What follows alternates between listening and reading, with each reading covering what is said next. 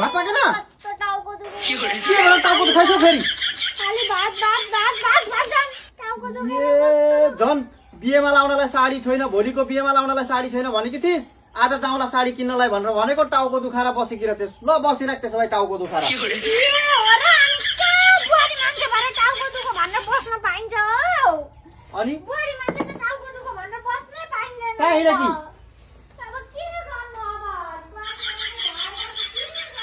reel छेरेर बसेकी रहेछ अकलले त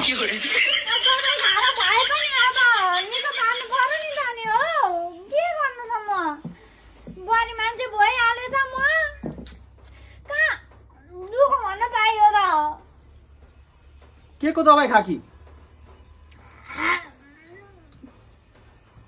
चिराउनेको दबाई खाइछि अकडीले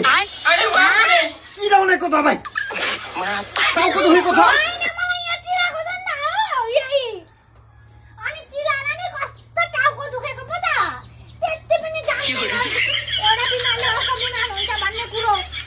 त्यो चिराएर टाउको दुखेको नि साडी किन्न अनि भनेपछि राम्रो भयो साडी किन्न भनेपछि चिराउनेको दबाई